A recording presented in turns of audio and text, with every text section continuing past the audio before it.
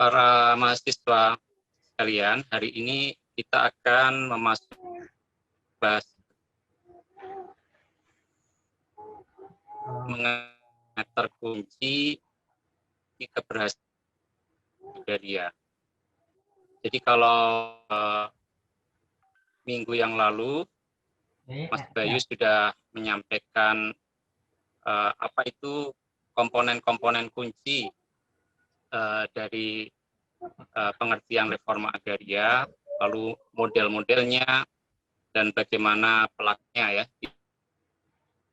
Tentu ini akan menimbulkan pertanyaan gitu ya. Kalau ada demikian banyak ragam konsepsi mengenai reforma agraria, lalu model-modelnya juga sangat beragam ya dari satu tempat ke tempat lain, dan ini tentu ada kaitannya dengan ideologi, sejarah gitu ya di masing-masing negara itu. Kemudian pertanyaannya bagaimana kita bisa mana agraria yang berhasil atau tidak itu ya. Minggu lalu juga ada pertanyaan, lalu kenapa susah-susah menjalankan kalau dalam kenyataannya banyak kritik terhadap pelaksanaan reforma agraria itu ya, dianggap reforma agraria itu tidak bisa mewujudkan janji-janjinya misalnya begitu ya. Nah karena itu maka minggu ini adalah saat yang tepat ya untuk memberikan pengantar bagi teman-teman apa sebetulnya parameter kunci di dalam kita melihat reforma agraria. Karena nanti 4 sampai terakhir akan ada banyak sekali diskusi mengenai sejarah pelaksanaan land reform ya, dari mulai zaman zaman klasik gitu ya, Yunani dan Romawi sampai di zaman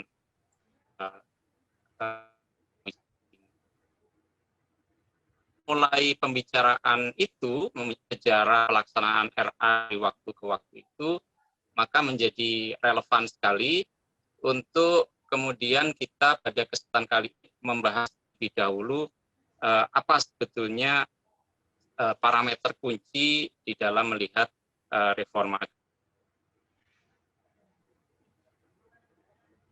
Baik, kita sayang sekali ini sinyalnya jelek sekali ya di tempat saya. Jadi kalau saya memakai 2 device ini untuk mengantisipasi ke salah satu masuk masih bisa suara saya gitu ya. Meskipun slide jadi keluar masuk ya, mohon maaf untuk ini. Baik, nah ilustrasi ya kita seringkali komentar gitu apa? Kenapa kita kemudian menjalankan land reform atau menjalankan demokrasi atau reformasi kalau akhirnya semacam gitu ya, itu tuh bisa menimbulkan pesimisme semacam itu. Di sisi yang lain juga bisa menimbulkan satu sikap yang merasa paling reformis, paling demokratis atau paling sejati kalau kaitannya dengan reforma agraria ya. Jadi ini misalnya itu contoh ya yang saya titip dari Kompas, jangan yang merasa paling agamis atau lais gitu ya. Jadi ini satu kutub kalau kita memandang dari sisi yang tadi saya sampaikan itu, dia bisa terjebak kepada merasa paling reformis atau untuk melihat pembahasan soal reforma agraria ini atau pembahasan soal demokrasi dan segala macam itu pada kriteria-kriteria kuncinya ya, sehingga kemudian kita bisa menilai bahwa apa yang terjadi itu ada sisi ideal di satu sisi dan di sisi yang lain adalah ada sisi praktis, sisi implementasi yang belum. Nah, ini membawa kita kepada oke, baik, saya lanjut ya. Jadi saya tadi menyampaikan bahwa penting bagi kita supaya kita tidak terjebak pada sisi itu ya.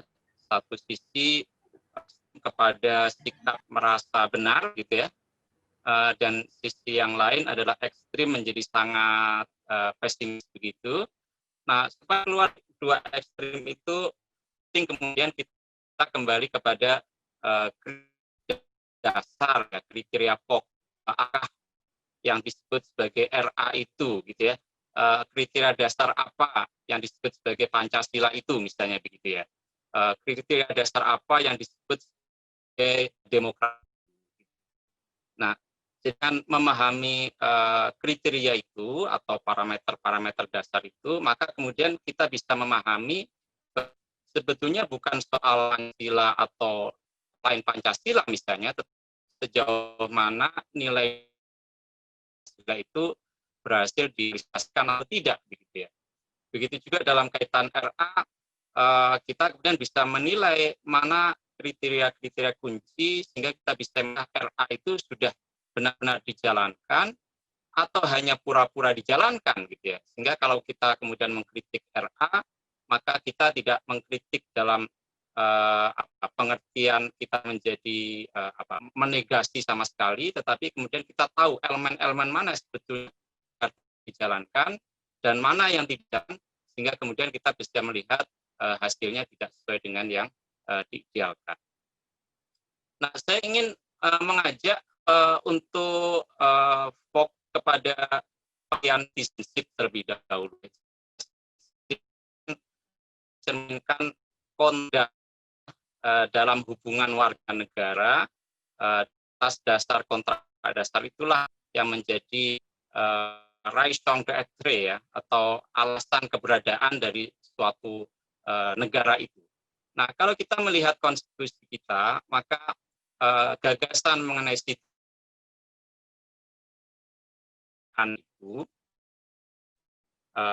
kontrak kita dengan negara itu tiga elemen ini.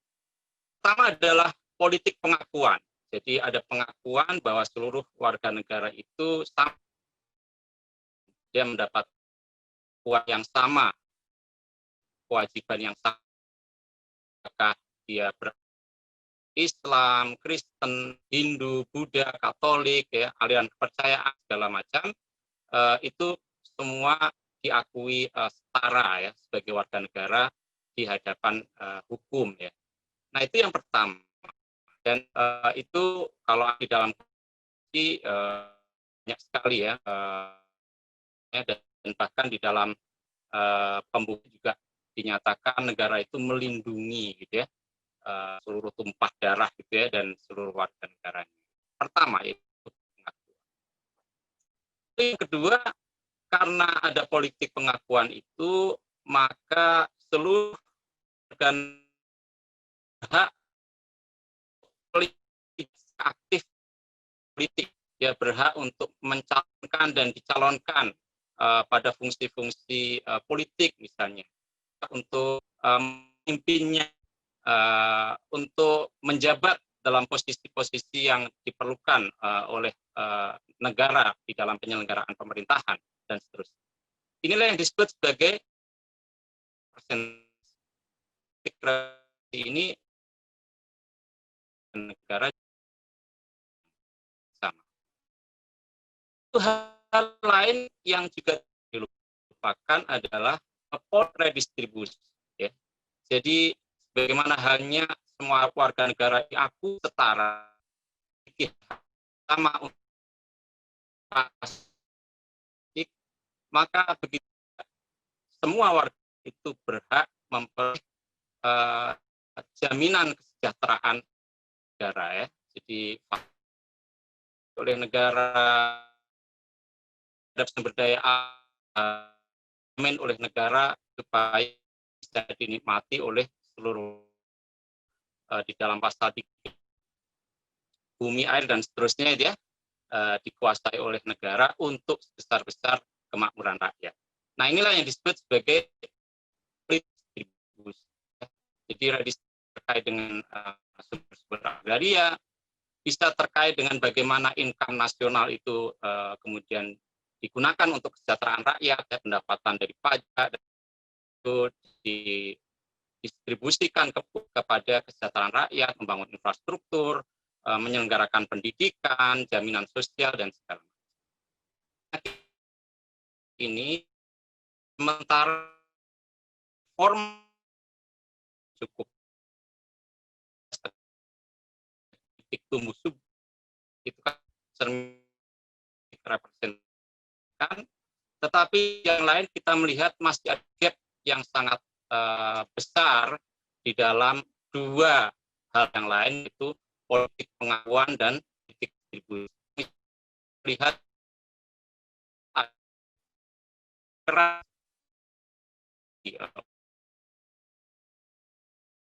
masyarakat itu belum kelar sampai kita cukup apalagi sih ya, era reformasi ini ketimpangan itu sangat tajam antara orang kaya aset lebih separuh kekayaan nasional dengan 99% rakyat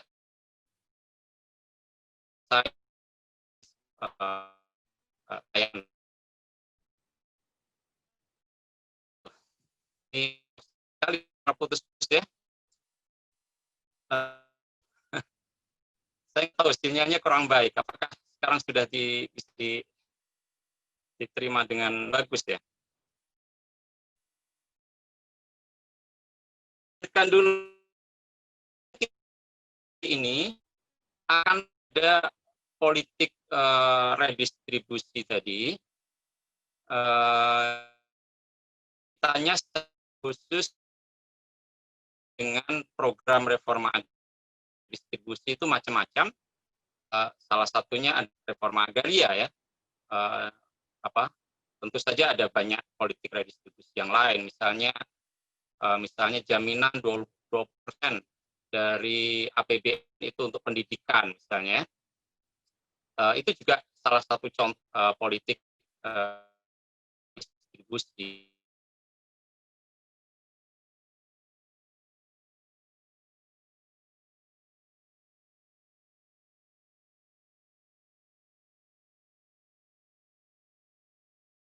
Halo, apa sekarang dengar baik? Apa sekarang dengar baik? Belum, Pak. Halo? Tapi lebih baik sudah tadi, sudah Pak. terbarang? Masih terdengar Masih agak putus-putus, namun lebih baik. Lanjut saja ya. Semoga Boleh, terdengar Pak. ini. Karena memang sinyal ini nggak kenapa, kurang bagus.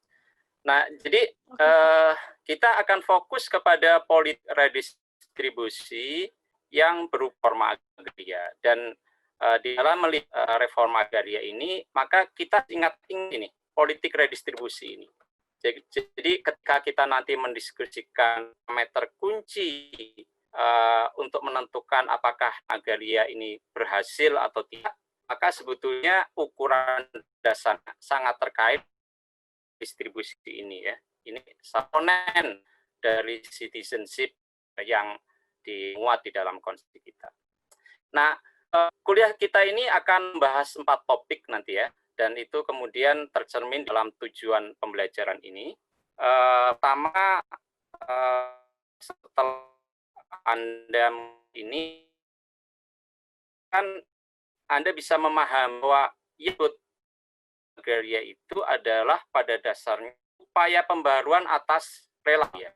Jadi kenapa ada pembaruan, ada reforma agraria itu ada fakta, ada kenyataan relasi sosio-agraria yang ada di masyarakat, eksklusi banyak sekali anggota masyarakat. Lalu inefisien ya, karena pangan itu maka dia inefisien, penguasaannya terlalu kecil, jadi dia inefisien. Lalu yang berikutnya ada bahwa relasi sosio agraria itu tidak adil ya. Jadi ini ada kenyataan semacam itu, itulah reform harus dijalankan. Setelah memahami bahwa prinsip RA itu pada dasarnya adalah ada atau tidaknya transfer berbasis tanah. Jadi kalau tidak kesejahteraan berbasis tanah, maka ya dia tidak bisa disebut pelaksanaan reforma agraria benarnya gitu ya, karena kriteria kunci dari RA itu ini sangat dengan distribusi tadi. Itu artinya adalah ada atau tidaknya transfer kesejahteraan, itulah yang kemudian akan menentukan apakah reforma agraria itu dianggap berhak atau tidak. Nah, kemudian yang ketiga adalah selain transfer kesejahteraan, tentu juga di dalam memperbarui, merombak relasi sosio-agraria, itu juga ada proses demokratisasi. Ya, karena dulunya itu feudal misalnya, dulunya itu relasinya patristik gitu ya, kan eksploitatif. Maka apakah reforma agraria itu bisa menghasilkan pasar tanah atau tidak, dengan layak terjadi demokratisasi di dalam relasi sosio-agraria atau tidak, itulah yang kemudian juga menjadi kriteria apakah reforma agraria itu sudah berhasil atau tidak.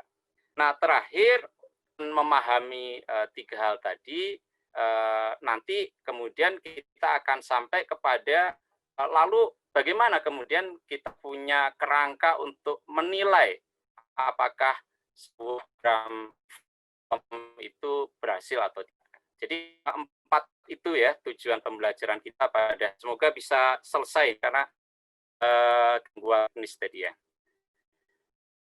Nah, berdasarkan itu maka kita punya 4 pokok pembahasan ya.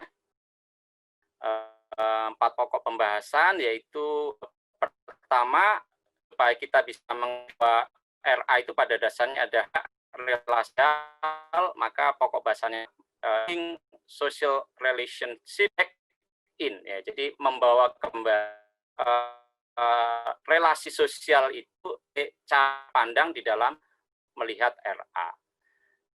Pokok bahasa yang kedua adalah disebut RA itu adalah pembaruan struktural ya. Jadi bukan sekedar perubahan semata, tapi apa struktural atau tidak ya. Nah, perubahan struktural itu tentu kalau ada transfer kesejahteraan tadi ya, kesejahteraan.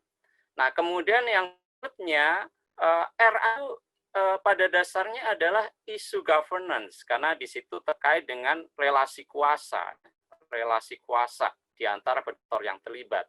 Nah, karena itu sejauh mana proses RA itu bersifat demokratis, nah itulah yang kemudian juga akan menentukan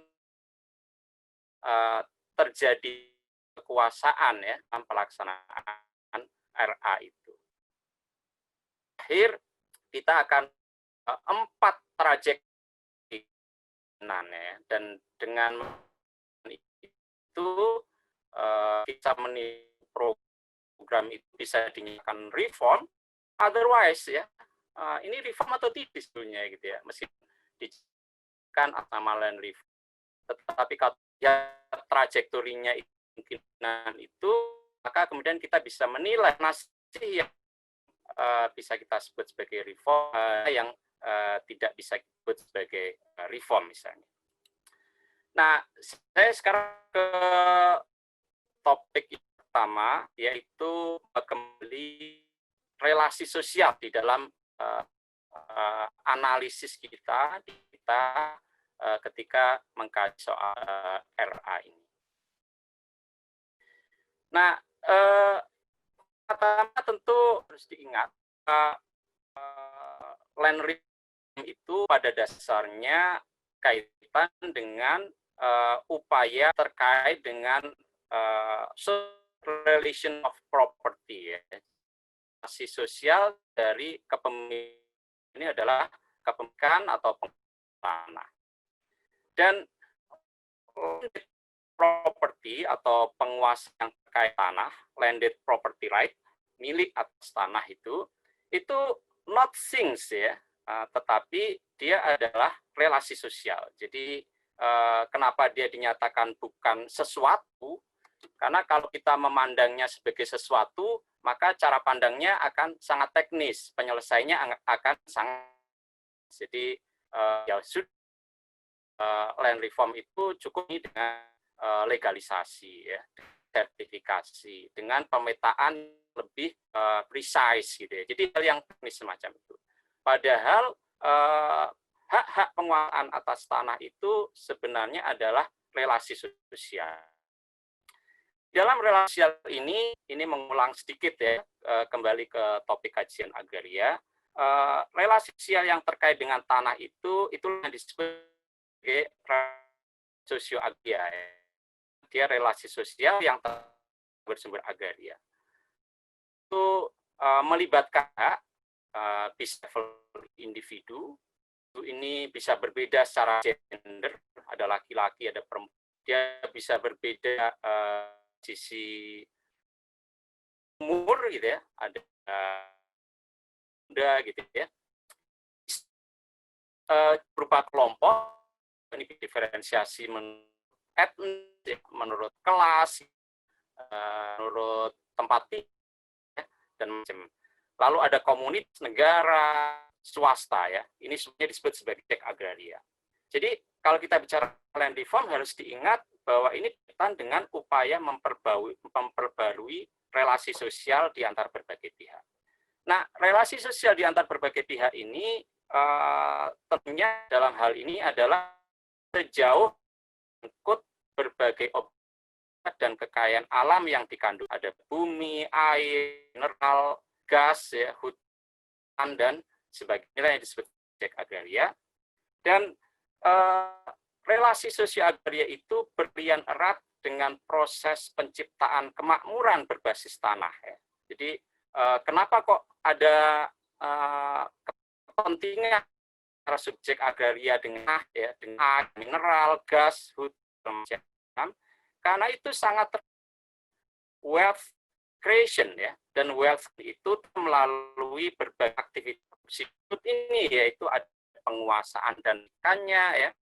Jadi relasi subjek dengan objek melibatkan penguasaan dan milikan, lalu ada penggunaan pemanfaatannya, digunakan untuk lahan pertanian, pariwisata, produksi di dalam itu. Apakah lahan sawah ya yang ada di pinggiran kota ini mau dijadikan kawasan perdagangan atau tetap dipertahankan sebagainya? Nah itu kan terkait dengan penggunaan dan pemanfaatan.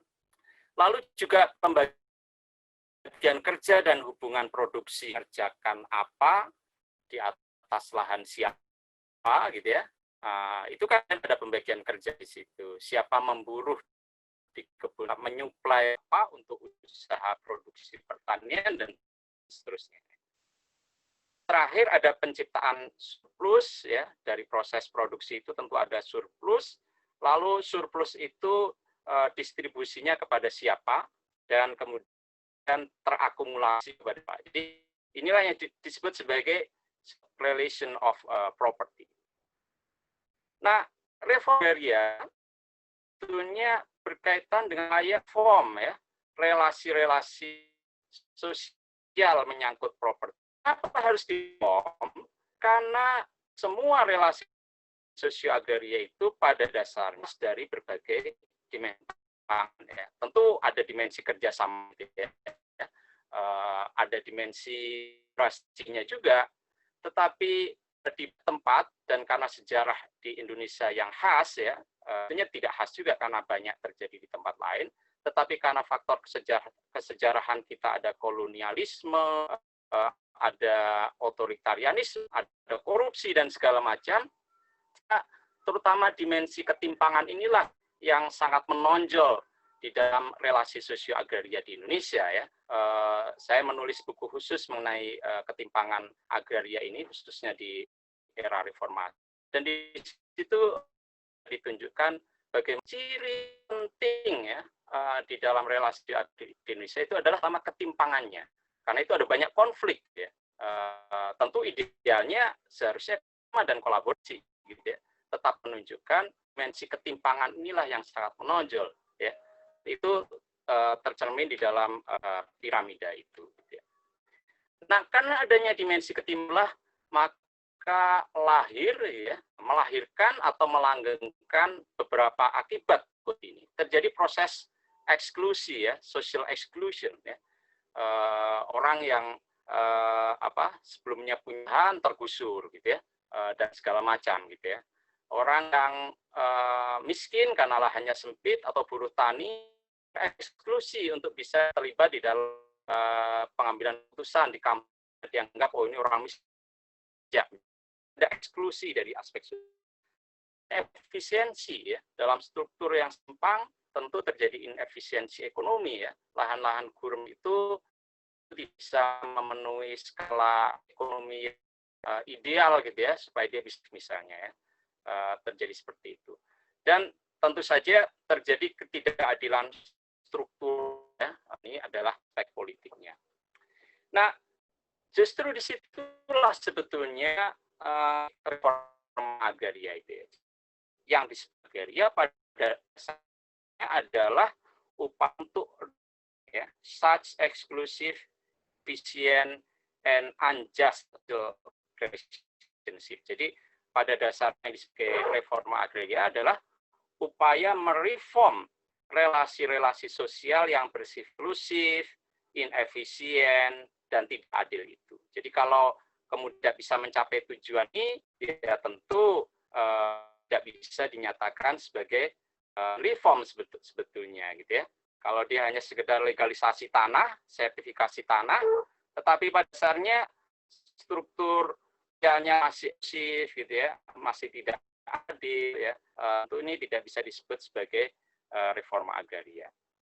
Nah, di dalam reforming semacam itu, fokus yang harus menjadi perhatian adalah ada tidak transfer bersih, ya, hal kesejahteraan dan kekuasaan berbasis tanah tadi, dan itu harus terjadi antara kelompok yang banyak, katakanlah elit, ya, kepada kelas-kelas atau kelompok-kelompok sosial yang marginal, ya, seperti itu. Jadi ada upaya reform, tetapi reformnya itu harus memastikan transfer itu gerak dari yang banyak kepada yang kecil, semacam itu, ya.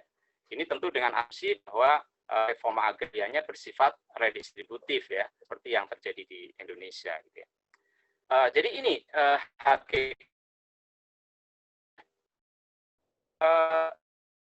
hanya saya di akhir, gitu ya. Nah, dengan pengantar tadi, ya, dengan tadi, maka di dalam menentukan dia RA yang tidak ini penting untuk kita mendudukannya di dalam 3 perspektif ini, ya. Jadi sebetulnya ada 3 perspektif. Perspektif pertama adalah sifatnya mainstream, ya.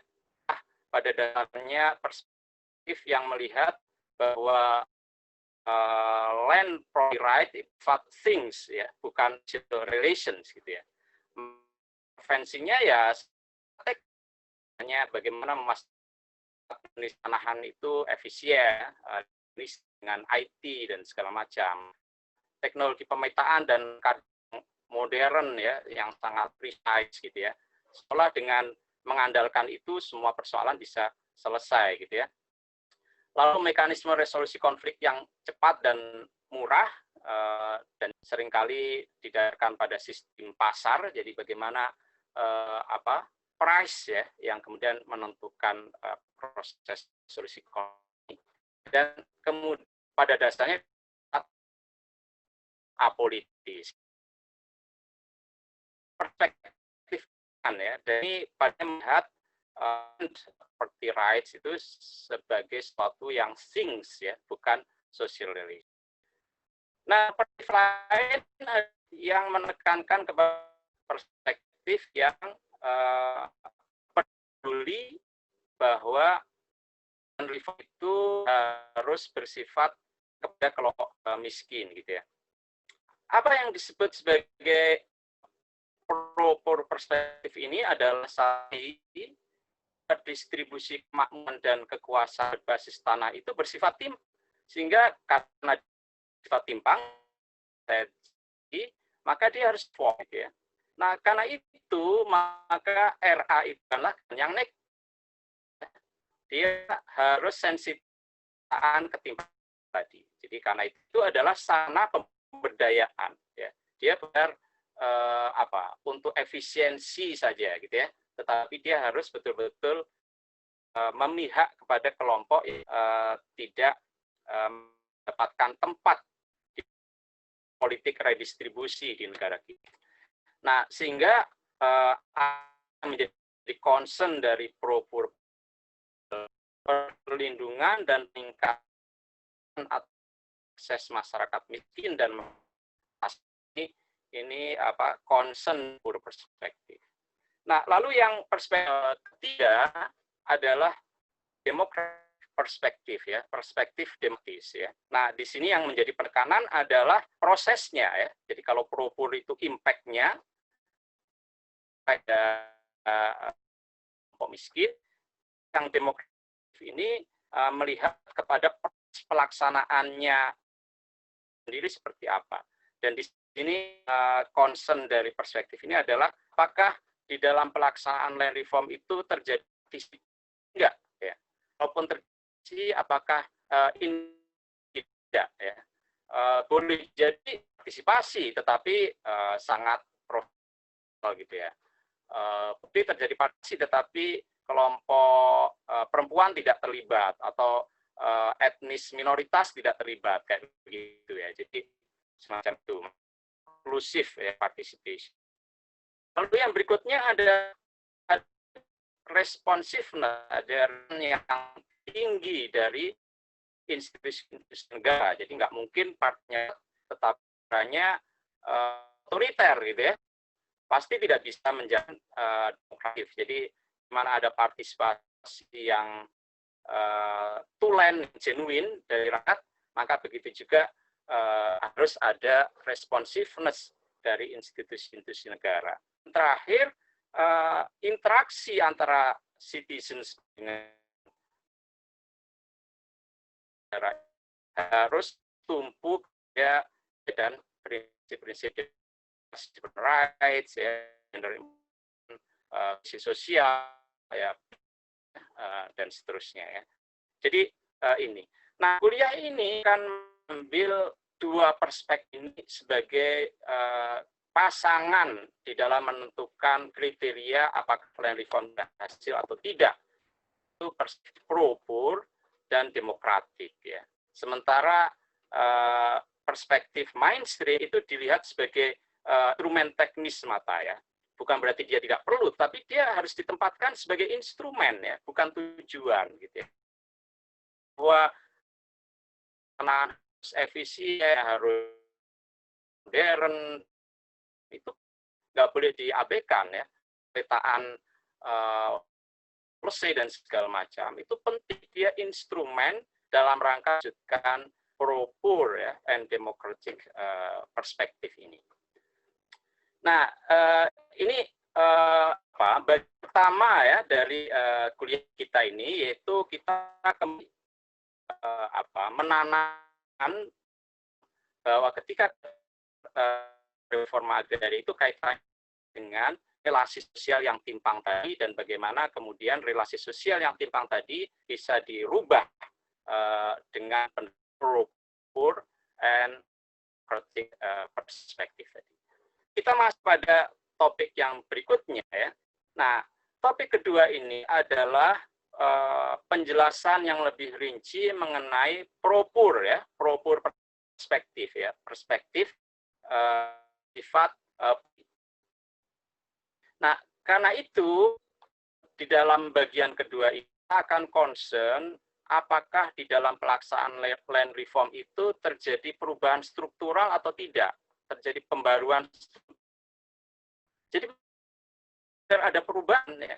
Kalau ada bisa hanya sekedar misalnya dulu belum punya sertifikat, sekarang sudah ada sertifikat, misalnya begitu ya.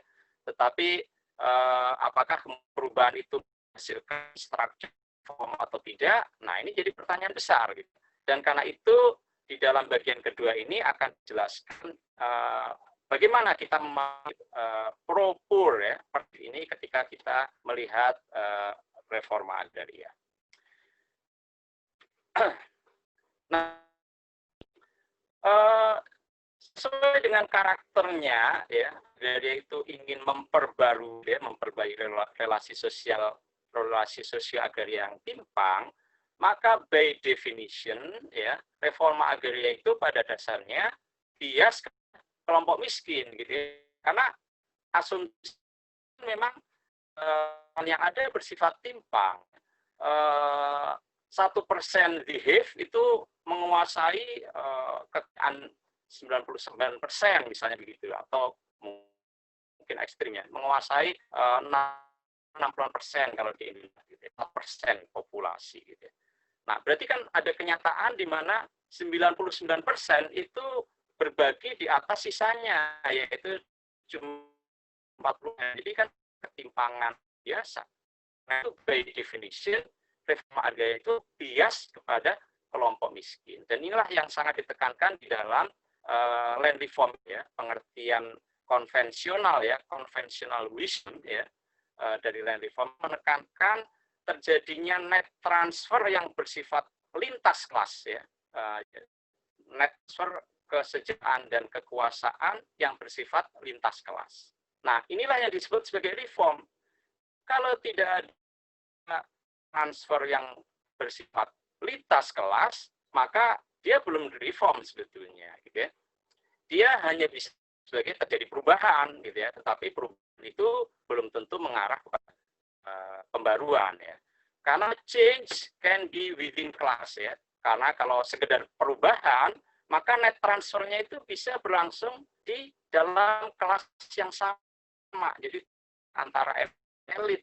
Jadi kalau kita lihat politisasi hutan ya, tambang di Indonesia itu kan ya elit kayaknya gitu ya. Bayangkan alokasi kawasan hutan untuk swasta itu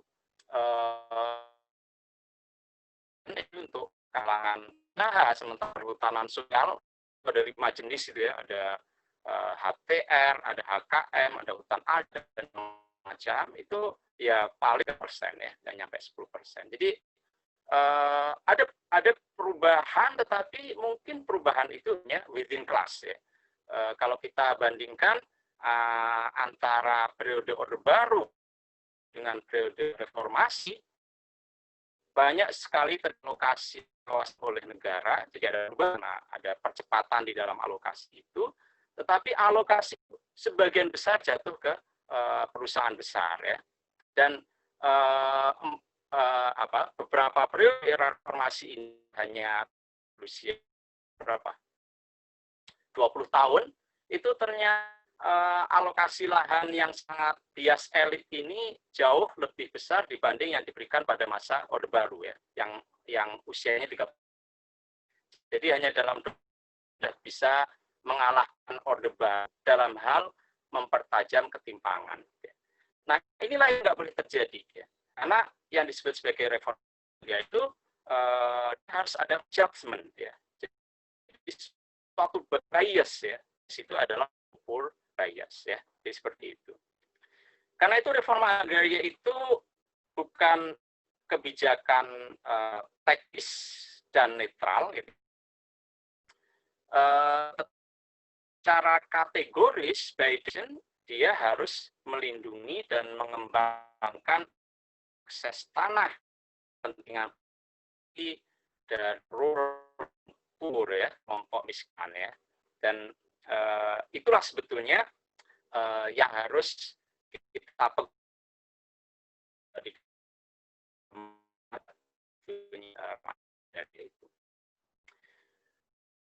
meskipun demikian ya, bahkan meskipun orang paham bahwa reforma agraria itu ditujukan untuk pro-poor reform gitu ya, dampaknya bisa saja tidak seperti itu gitu ya.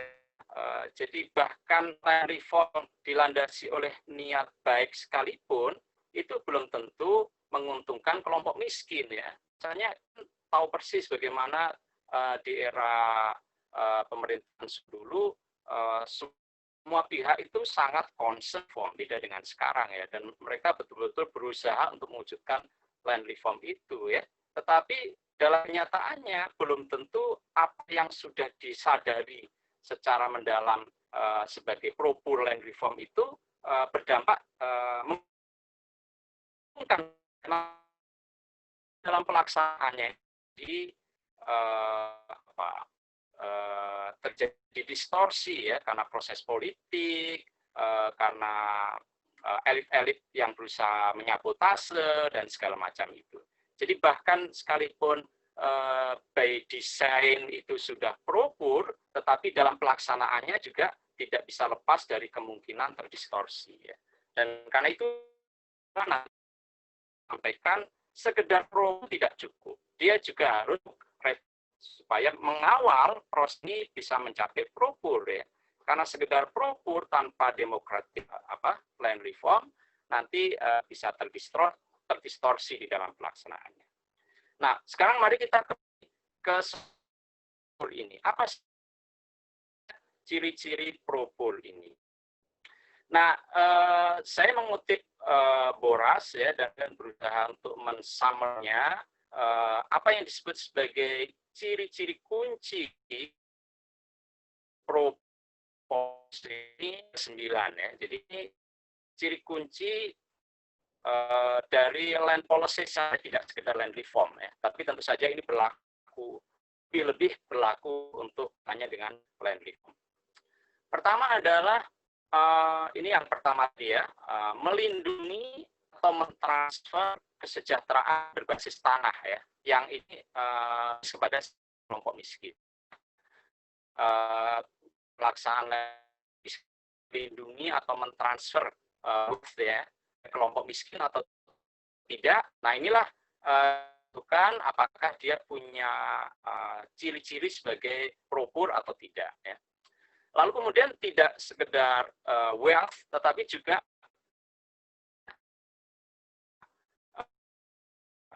rights, belum punya akses, kan sudah cari itu di terkait dengan bundle of. Jadi karena itu penting untuk mentransfer political power, political power ya. Ya, dia bisa kasih tanah gitu ya, tapi tak lama kemudian tanahnya bisa dijual misalnya begitu kan, karena dia tidak punya kontak dan efektif atas daya alam itu gitu ya. Lalu yang ketiga adalah sensitive class. Ya, non secara pro-poor kalau kita tidak sensitif. Kalau tidak sensitif class, maka net transfer ini akan lu lagi gitu ya, dari elit ya, dia tidak kemudian transfer yang bersifat task class. Jadi yang ketiga adalah dia harus side class, kelas sensitif.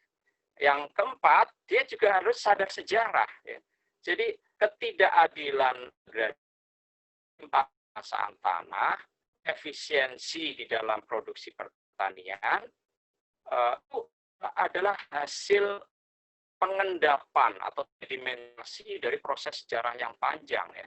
Kita tidak mungkin menjalankan land reform itu seragam ya secara nasional tanpa mengindahkan kondisi-kondisi spesifik di mana ketidakadilan agraria itu terjadi. Jadi mungkin kita menjalankan reform yang sama di Jawa dengan di Papua misalnya gitu ya.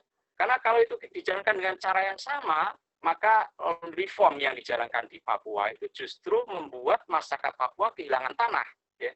Jadi dengan pelaksanaan land reform justru tanahnya adatnya gitu kan. Nah, ini kan berarti dia sejarah gitu ya. Kalau kawan-kawan mau membaca ini ada publikasi khusus sana yang terakhir gitu ya mengenai pelaksanaan RAPS ya, Reforma Agraria dan Perhutanan Sosial di Papua, dan itu dijalankan secara seragam tanpa mengindahkan konteks historisnya ya. Lalu yang berikutnya adalah sensitif gender ya. Jadi kalau tidak sensitif gender maka akses perempuan yang sebelum land reform itu secara faktual ada, de facto ada, karena hilang. Nah, nanti reformnya di sensitif gender. Nah, kemudian yang berikutnya adalah sensitif etnis ya. Jadi ada dan saya ilustrasi Papua ini begini, harus sensitif etnis. Kalau tidak bisa terjadi yang di Papua itu. Bayangkan kalau land reformnya semuanya harus hak milik gitu ya. Lalu apa jadinya kalau itu dijalankan pada konteks tanah ulayat ya, yang penguasanya bersifat komunal. Justru ketika itu dilakukan, maka land reform menghancurkan perasaan komunal sudah ada belum. Jadi, itu artinya tidak sensitif.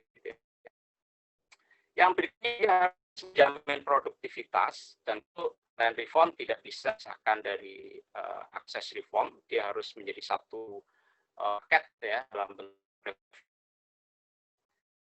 tidak saja hal itu kami ada lokasi mana kebijakan aktif dan aktif tidak hanya pada lokasinya saja, tetapi bahkan makro secara keseluruhan juga mendukung itu.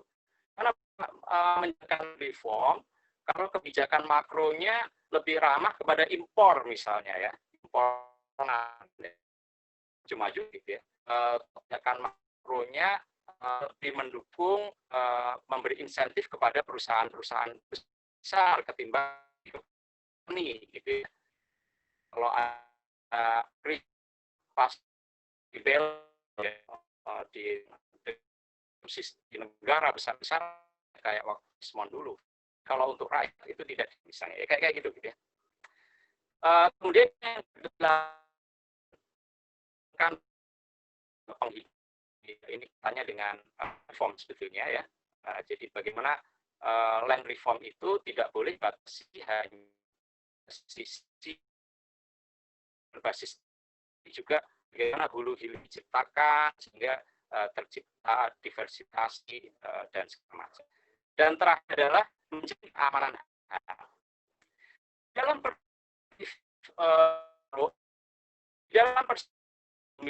justru yang ke-9 inilah yang tonjolkan seolah menjadi Syria. Sebagai security of rights ini biasanya juga direduksi hanya sebagai individual rights. Itu seolah itu sebenarnya diukur dan kritik 9 ini. Kemudian yang dikejar adalah berapa bidang dari sertifikasi kan ya, berapa bidang yang sudah bisa menjadi hak dan kemudian bisa diancam misalnya. Semestinya jamin keamanan hak ini adalah resultan ya, hasil kumulatif dari nomor 1 sampai nomor 8 ya. Goalnya ya, istilah tadi sertifikasi adalah langkah final ya. Kalau di dalam musik gending itu gong itu memberikan penutup dari rangkaian bunyi yang sebelumnya ya. Ini pas itu resultan dari kemudian dilakukan sertifikasi. Tetapi kalau hanya menjamin keamanan hak, tetapi kebijakan maknya ya dari sertifikat itu jual lebih mudah ya, karena ada sertifikat dijualnya lebih susah, lebih mudah ya. Jadi ini salah satu kekeliruan. Kemudian itu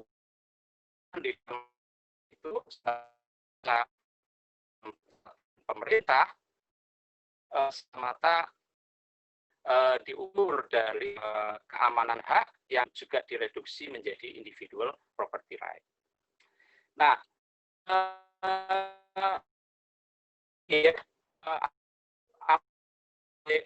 pro land review. Jadi reforma agraria itu hanya bisa dipastikan keberhasilan kalau dia ciri-ciri kriteria tadi ya, dari transfer kemakmuran sampai resultannya itu hasil akhirnya adalah haknya itu betul-betul kuat, bukan saja secara legal, legal right-nya yang kuat, juga de facto right-nya itu juga karena dia produktif ya, tidak ada konflik, semuanya sudah sensitif gender, sensitif macam, sehingga dia haknya kuat. Secara de facto bukan hanya sekedar secara legal.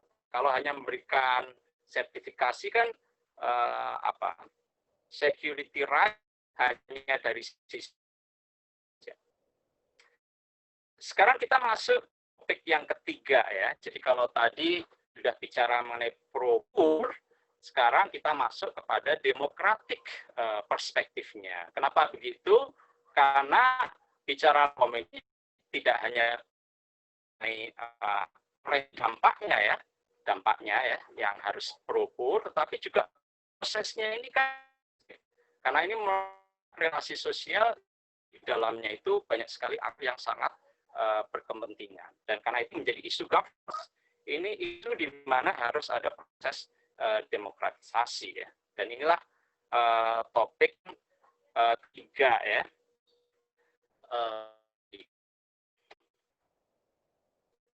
Nah, mengapa ketiga ini penting bahas? Karena pada dasarnya di sini mengenai the power dan perspektif democratic government, apa yang disebut sebagai audit ya, kontrol, use ya, jadi bagaimana lahan itu dikuasai ya, dimiliki, digunakan, dan yang sangat state ya, konten sangat penuh dengan ya, sehingga tidak mungkin sekedar bicara norma pro-poor gitu ya, tanpa menjalankannya itu kita demokratiskan ya, kan nggak mungkin kita bicara normatif, nah itu harus gini loh, harus begini gitu ya, itu kan bicara secara normatif ya, harus sensitif sejarah, terus transfer kesejahteraan ya, itu kan kriteria pro-poor yang bersifat normatif. Tetapi dinamika pelaksanaan land reform itu sendiri kan sangat contested gitu ya, sehingga dia didorong oleh prosesnya demokratis. Nah, ini kita reforma sebagai upaya memperbarui relasi sosial agraria yang timpang, maka mau nggak mau ya, jika yang sangat pelik the contested fear of land ownership, control and use ya. Mau nggak mau, apalagi kondisi sangat parah seperti di Indonesia, timpangannya sudah demikian parah itu, dan tentu orang yang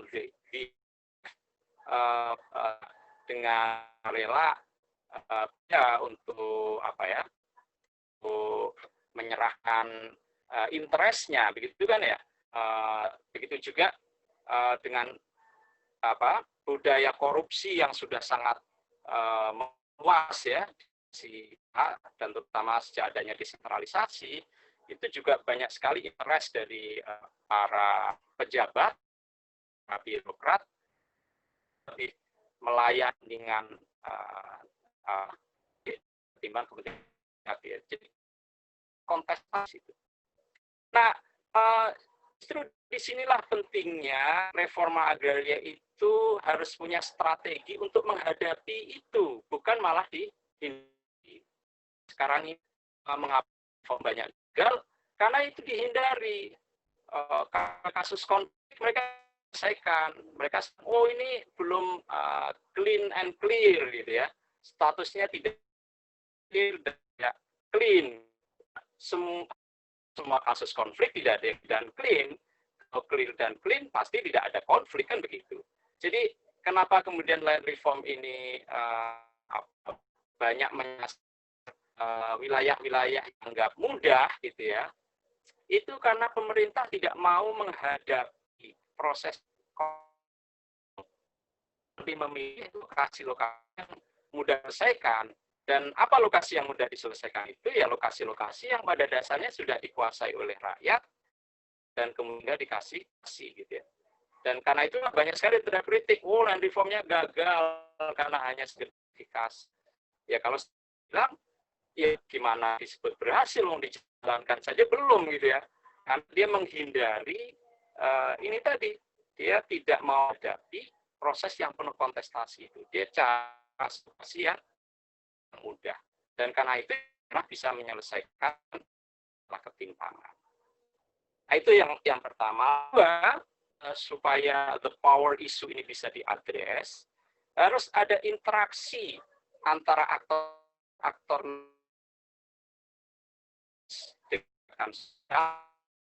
yang saling memperkuat. Kita selalu bilang land reform by grace, yang lain bilang land reform gitu ya. Tetapi kalau reform itu tidak dijalankan dua artu, yaitu base dan leverage, ya pasti tidak akan bisa mengadres the power issue ini. The power issue ini hanya bisa diadres karena aktor-aktor reform tubuh negara, komitmen yang kuat, lalu dia juga didukung oleh gerakan sosial di dalam interaksi yang saling memperkuat. Ya. Nah, yang ada di sekarang revisi yang fiskal dan kemudian tubuh itu gagal menjalin satu aliansi hoax ya. Nah, aliansi itu pasti bersifat terkait dengan kepentingan politik, jadi dia ad hoc. Ad hoc kan blok yang menyatu revolusi tubuh negara dan kerja, sehingga kemudian gerakan reform di Indonesia ini bisa didorong dan bisa mengadres kasus-kasus yang pelik dari itu, yang penuh dengan kontestasi itu. Nah, yang sekarang terjadi adalah dua kelompok ini, atau reformis, gerakan sosial, saling menyalahkan, saling membuli gitu ya, seperti itu.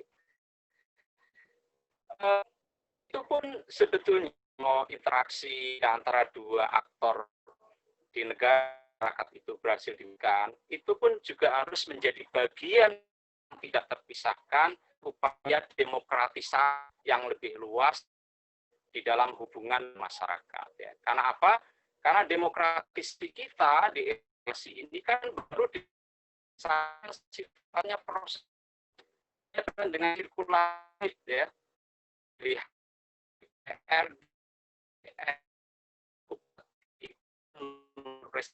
demokrasi prosedural di angka populasi elit. Gitu. Demokrasi di dalam demokrasi politik kognisi yang tadi saya awal itu belum terjadi, sehingga mendorong reforma agraria yang harus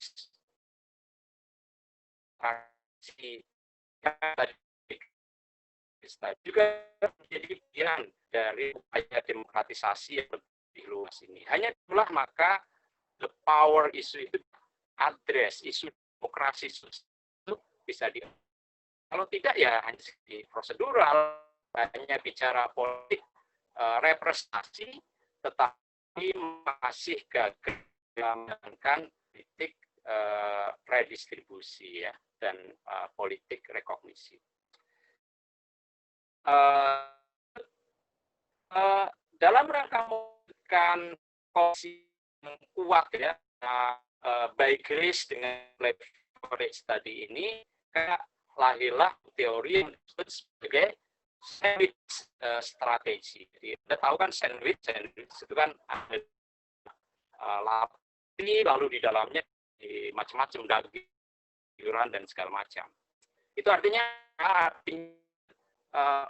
perspektif demokrat itu hanya akan terwujud kalau yang kuat dari bawah, ada kemauan politik yang kuat dari atas, gitu ya. Jadi atas bawah ini harus berimbang antara inklusif di satu dengan state institusiveness, terus imbang.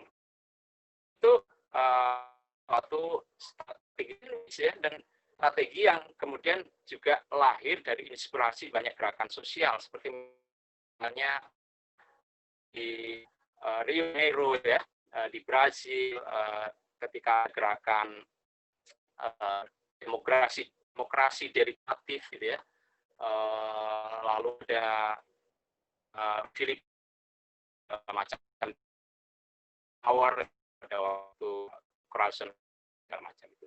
Nah, ada komponen ya di dalam strategi sandwich ini, dan inilah yang hanya bisa mengantarkan pada proses yang demokrat. Pertama, gerakan rakyat gitu ya, gerakan rakyat pedesaan itu harus otonom ya. Dia tidak boleh terperangkap pada jebakan gitu ya.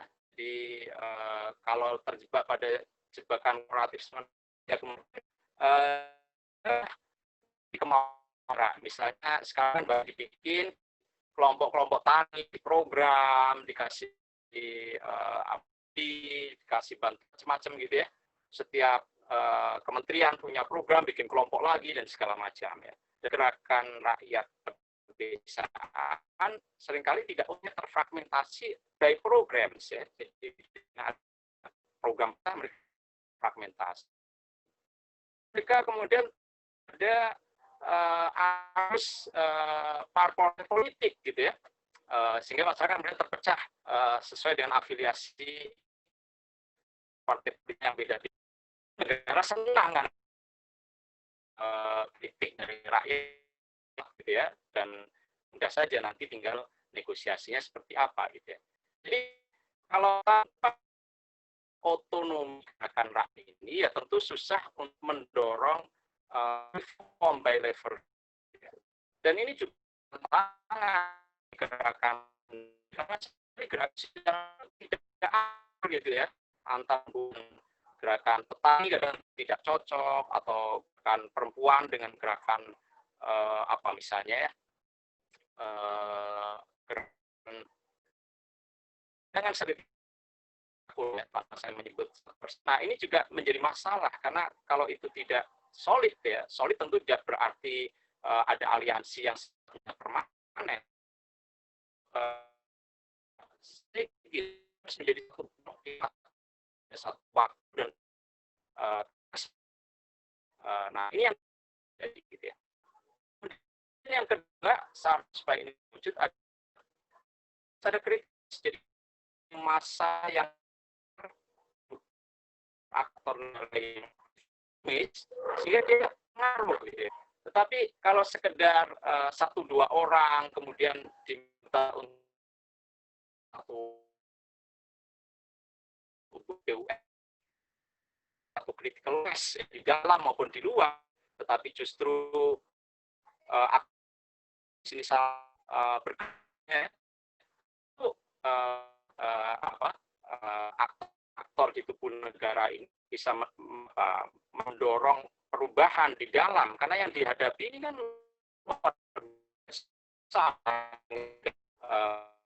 ini hanya perang kan. Jadi ada aliansi strategis tadi ya tentu akan sangat sulit. Lalu berikutnya systematic large scale survey. Ya, inilah yang disebut akses reform. Jadi akses reformnya harus masuk di situ ya, karena kalau tidak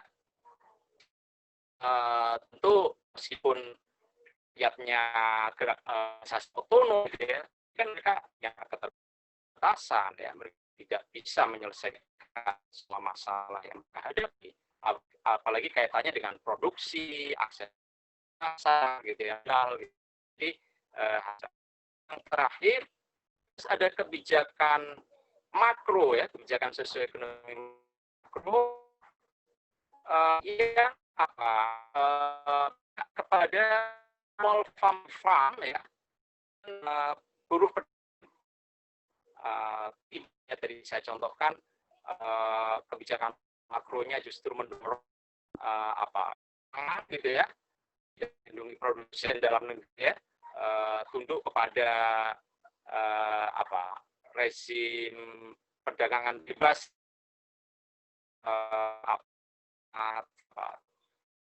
sangat negara-negara maju ya, tentu mau bikin land reform yang bagus pun susah. Small farm bisa saja tersungkur gitu ya di hadapan proses-proses makro yang tidak ramah pada mereka itu. Nah, inilah strategi yang saya sampaikan tadi. Jadi, ada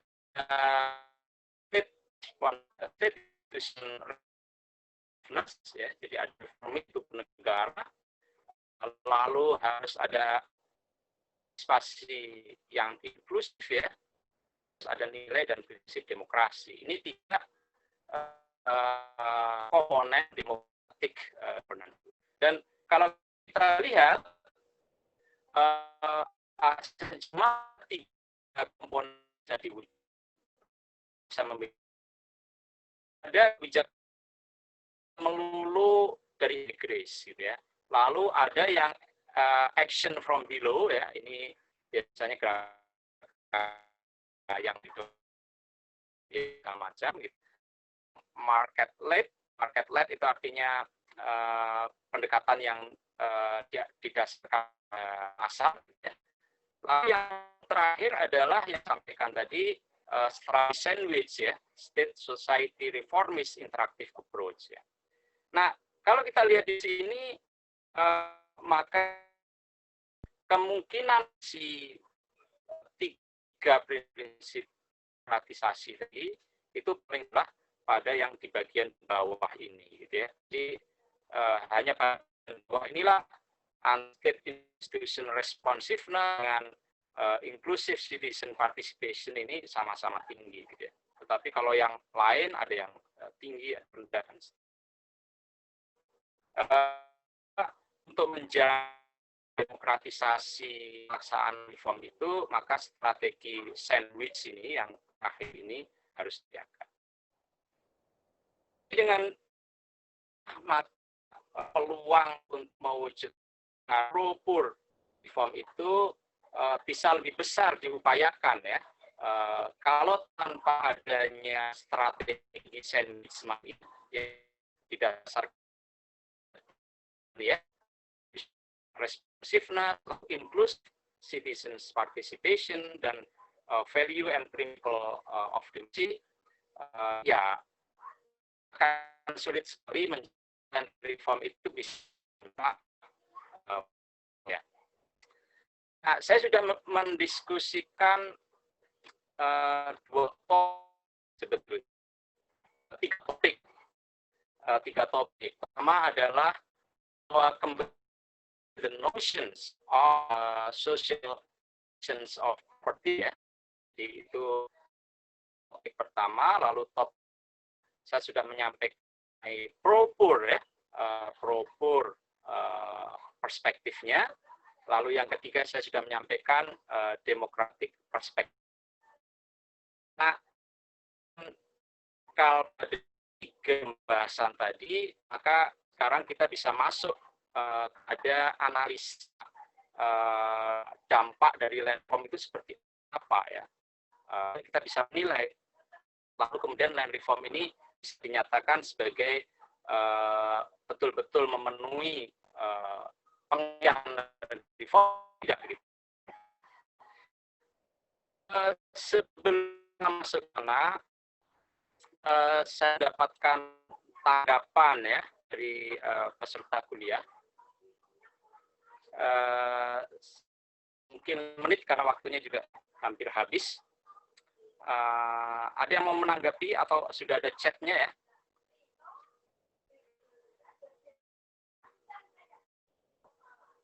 Nah, ini ada pertanyaan dari Putri Gayatri ya. Bagaimana Propur ini bisa memastikan melahirkan kebijakan diskriminatif positif. Nah, tadi itu ya. Jadi kalau policy tidak diimbangi dengan democratic government ya, maka ya dia akan hanya menjadi kriteria normatif saja. Dia kriteria normatif, kriteria ideal. Ya kayak kalau kita membaca Pancasila, semuanya kan ide, ya. Tetapi dalam pelaksanaan kita melihat terlalu antara nilai-nilai ide dengan realitas yang kita saksikan di lapangan.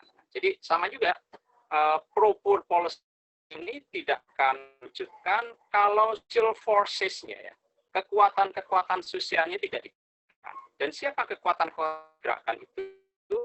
Ya tadi itu, dia harus didukung oleh gerakan sosial yang otonom dari bawah, lalu harus juga ditopang oleh reformis yang ada di, dan momen-momen khusus di mana peluang interaksi dua kelompok ini dapat, itu kan momen ya, biasanya pada saat ketika presiden mencalonkan, mendekati, mengasih janji dan segala macam gitu ya. Nah, itu momen-momen yang bisa dimasuki pintu awal. Ketika sudah masuk di dalam, maka 4 syarat di dalam sandwich tadi itu, strategi tadi itu harus ada ya. Kalau tidak, ketika dia sudah masuk di ahlinya bupati, mau tenaga ahlinya menteri dan segala macam, ya dia tidak menjadi reformis yang kuat, political mass yang tidak ada politik bisa dibangun gitu ya. Nah, itu kita bicara nasional ya. Kalau kita turunkan di bawah kan juga begitu, dinamika politik misalnya dalam proses-proses pemilihan kepala desa dan segala macam, itu kan ya bisa masuk, bisa menjadi aparat desa atau reformisnya di pemusyawaratan desa gitu ya, BPD dan segala macam. Tetapi kemudian kalau tidak ada aksi yang kuat antara desa dengan desa, pemerintahan desa itu, dan interaksi itu berbasis kepada nilai demokrasi dan demokratis, sensitive gender, human rights gitu ya, maka tadi hanya tinggal wacana saja ya, tidak akan terwujud. Social force digerakkan, tidak sekedar normatif ya. Para normatif kan mendesainnya, desain programnya, tetapi itu bisa diimplementasikan sosialnya. Ya. Sosialnya bisa hanya dari bawah, jalankan reform kan negara yang sampai undang-undang, jalankan tanpa pemaksa, ya, itu kan institusi negara. Ya. Duanya dibutuhkan ya. Lebih ya, ya. Karena sudah setengah 12 ya, kita selesai sampai 11.40. Masih ada waktu kalau mau bertanya. Nah, kita sampai kepada topik yang terakhir. Kalau kita sudah memahami dua perspektif tadi ya, perspektif Propur dan demokratik. Dua perspektif inilah yang nantinya akan kita jadikan sebagai landasan untuk menilai apakah suatu program yang dinamakan land reform itu betul-betul bersifat pro-pur atau enggak, atau demokratis atau enggak gitu ya. Ini 4 sektor yang akan, dan dengan memahami sektor itu, maka kemudian teman-teman bisa menilai sebetulnya mana land reform yang sebetulnya bisa reform dan apakah slide-nya sudah berubah ya dalam bentuk tabel? Karena saya lihat kayak dia atau terlalu kecil.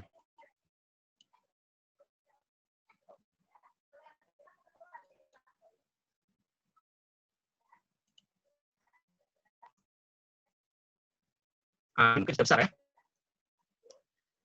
Nah, kalau kita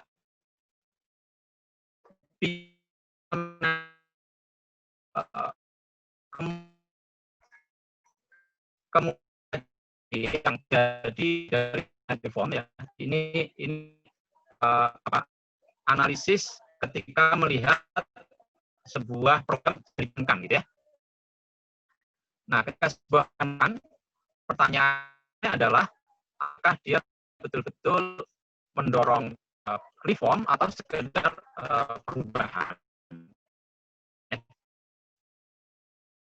Di atau itu bisa saja dia dampak terjadi perubahan karena kelas sosialnya diintervensi melalui program and reform itu. Tetapi apakah change-nya itu bersifat atau tidak, ini tentu gitu ya. Karena itu Boras dan Franco ini membedakan ada sebetulnya ada yang bisa pertama adalah redistribusi.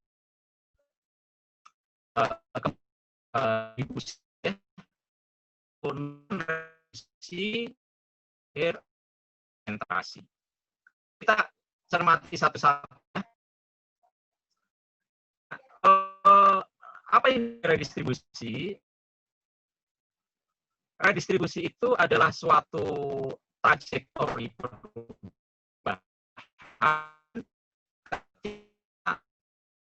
ini. Wealth dan itu yang berbasis tanah itu ditransfer. Jadi transfernya itu bergeser di landed class dari kelas tuan tanah, ya. Jadi dari kelas tuan tanah semua wealth-nya itu ada di tuan tanah, atau semula dia berada di state, ya. Jadi semula dia ada di negara, tanah negara atau dia ada di komunitas, ya. Jadi misalnya itu tanah komunal gitu ya. Wealth dan kelompok pada landless or working poor, ada petanah atau petani gunakisma atau petani gurem, ya. Jadi kalau wealth dan tanah berada dari tuan atau dari negara atau dari komunitas pada landless atau neo-landless itu sebagai redistribusi. Nah, ini yang kemungkinan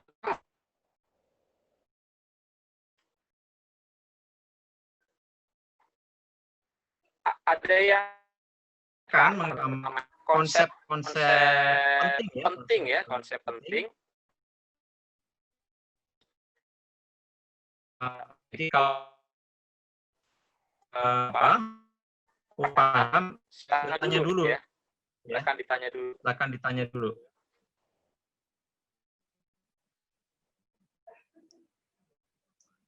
Saya akan pelan-pelan ya kalau pada tabel ini, ya. Saya pelan-pelan supaya Anda memahami. Ya, jadi kalau pertama berarti komponen pertama ditransfer kan ya. Jadi pertama terjadi arah transfernya itu harus jelas. Arah transfernya itu harus dari yang mempunyai banyak kepada yang tidak punya atau hanya punya sedikit. Kira-kira itulah memudah redistribusi itu di dan yang itu bisa ditransfer dari tanah atau negara atau komunitas kepada rakyat yang tidak punya. Nah, kemudian reform macam ini itu bisa terjadi di tanah privat, ya. tanah orang. Jadi misalnya kan berarti tanah yang telah dimiliki oleh tuan tanah. Ya. Jadi tuan tanah yang dulunya memiliki tanah luas sekali, gitu, itu kemudian maksimum negara yang diambil oleh negara ini bisa ditransfer kepada landless or near landless, ya. Jadi reformnya itu sendiri, yang dibagi itu sendiri, itu bisa ada di tanah private, ya, di private own, ya. Atau dia juga bisa public land, ya. Jadi tanah berarti serangnya berasal dari negara, ya, karena dia ada di public lands, ya. Di sini jadi pemotongan tanah individu perorangan, ya, tetapi di sini adalah tanah negara atau hutan negara, gitu, ya, yang kemudian diredistribusi, gitu, ya. Jadi yang disebut sebagai redistribusi itu tidak harus selalu ada di private land, ya, tetap bisa juga terjadi di public land, ya.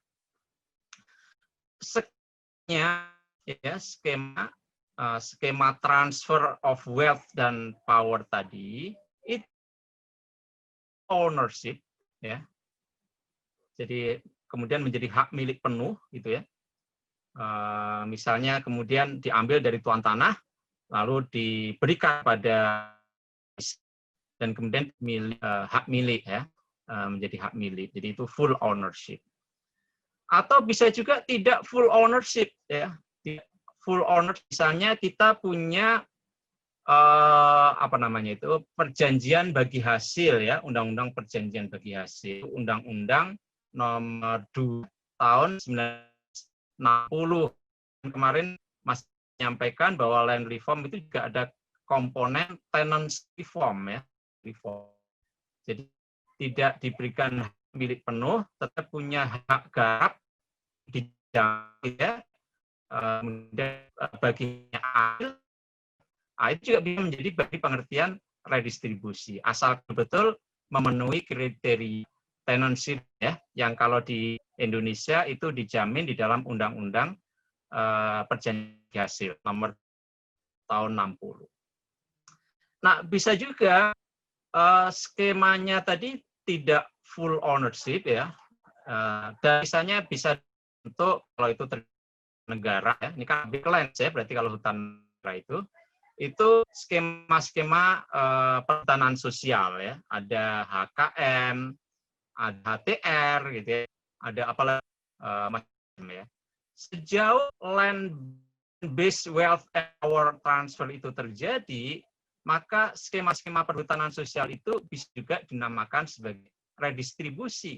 Asalkan apa? Asalkan ini dia ada transfernya, kemakmurannya itu tertransfer, kekuasaan, dan itu harus kemudian diterima oleh petani kecil, petani yang tidak bertanah, atau petani gurem.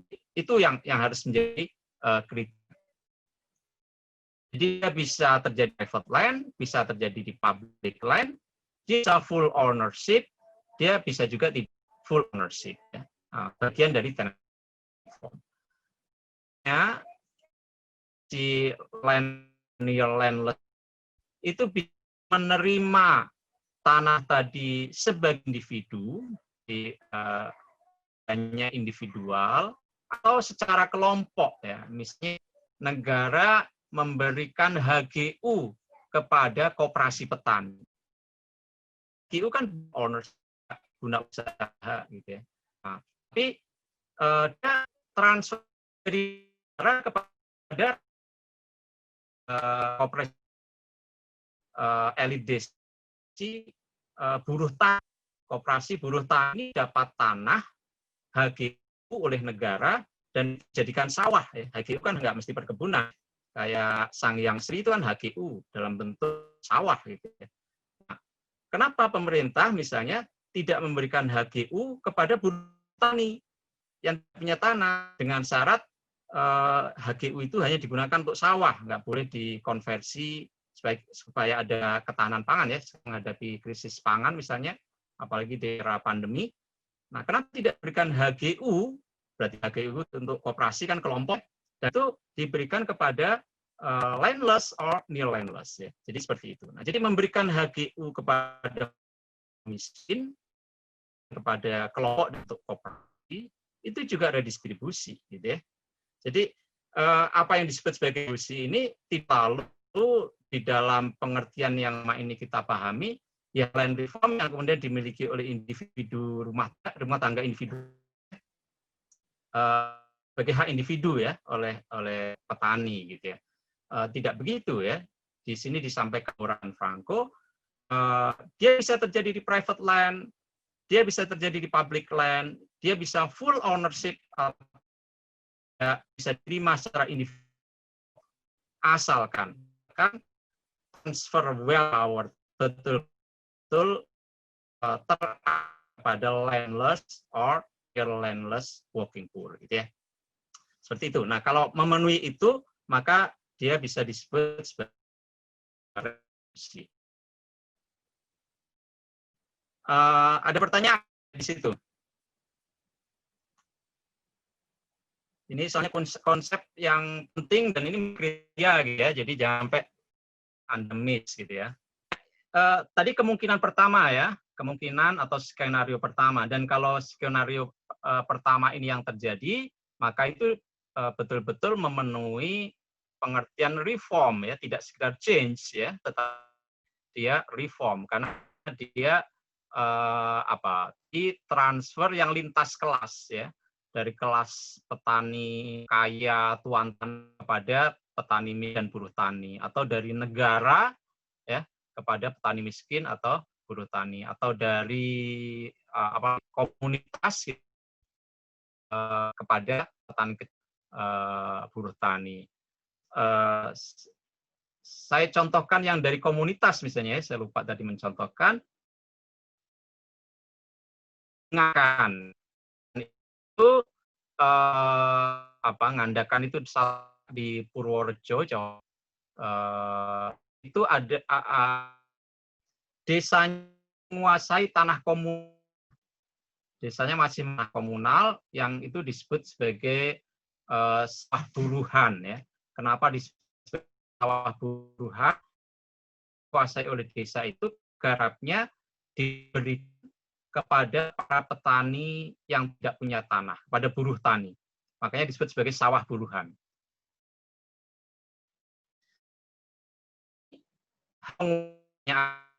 Di desa, makanya dia unity ya,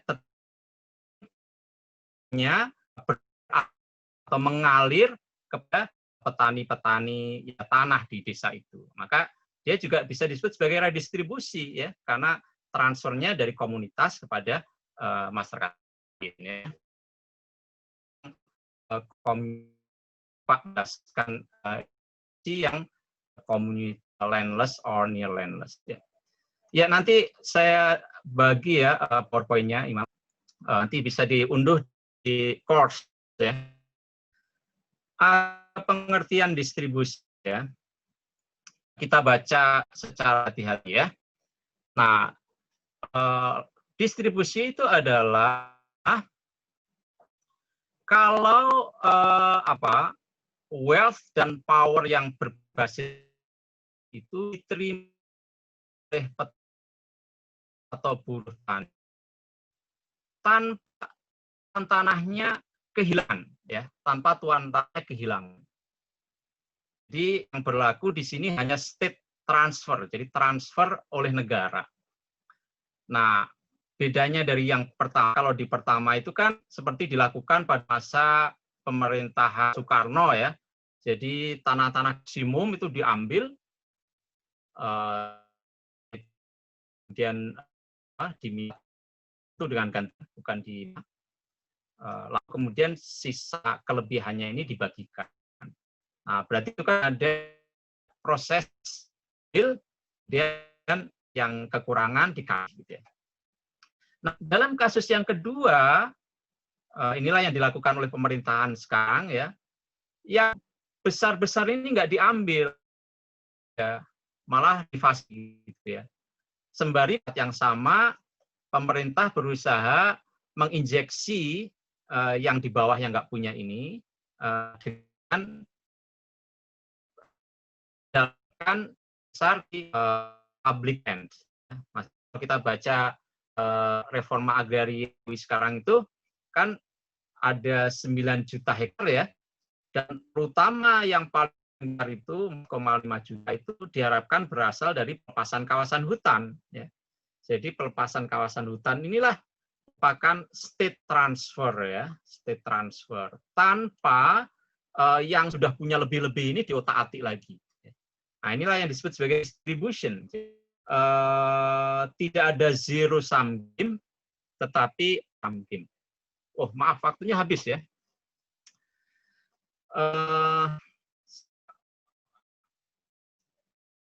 Waktu lalu tiga adalah non redistribusi. Ya, non redistribusinya baik redistribusi maupun distribusi itu jadi ini apa? Ya ini change, tetapi ada reform ya. Change-nya tapi tekanan itu dari elit ke elit ya. Jadi makanya remain in the hand of the few landed classes. Jadi wealth dan power-nya tetap maka itu hanya. Lalu yang adalah rekonsentrasi. Nah, rekonsentrasi ini lebih bahaya lagi. Kenapa lebih bahaya? Karena terjadi land-based wealth and power, tetapnya ini kecil kepada yang. Jadi kan kebalikan nih. Jadi ya kebalikan gitu ya. Dan itu banyak terjadi sekarang kan sebetulnya dengan banyak tanah itu dijadikan KGU macam itu kan berarti milik orang-orang kecil ini kemudian diambil alih oleh yang kaya. Yang terjadi adalah konsentrasi. Nah, jadi dengan apa yang saya sampaikan tadi itu, maka kita kemudian bisa menentukan. Saya slide terakhir ini. Baik, sebagai penutup, kami pengertian distribusi, non-redistribusi, dan rekonsentrasi tadi, maka kemudian kita bisa menentukan mana sebetulnya genuine reform itu, kembali sejati atau yang itu ya, yaitu kurang lebih bisa memenuhi redistribusi dan distribusi dalam beberapa hal tertentu ya. Lalu kita disebut sebagai fake ya agrarian reform ya. Kalau ternyata dia tidak reform tetapi hanya sekedar change ya. Jadi dia sebetulnya karena isinya hanya dari elit yang lain. Lalu dia justru menjadi counter reform ya. Jadi dia justru melawan pembaruan, kontra pembaruan kalau yang terjadi justru rekonsentrasi. Jadi kurang lebih demikian yang bisa saya sampaikan. Semoga ini bisa memberikan bagi Anda untuk memahami apa sih sebetulnya parameter kunci di dalam melihat program land reform itu. Sehingga nanti kalau kuliah berikutnya Anda dijelaskan land reform di era kolonial, land reform di era dan segala macam, di era Orde Baru, di era reformasi sekarang, Anda sudah punya pijakan untuk menilai, oh ini land reform gitu ya, semacam itu. Demikian, mohon maaf atas waktu yang lewat karena ada kendala teks ya, sinyalnya jelek sekali. Semoga bermanfaat. Saya akhiri, semoga bermanfaat. Saya akhiri. Wassalamualaikum warahmatullahi wabarakatuh.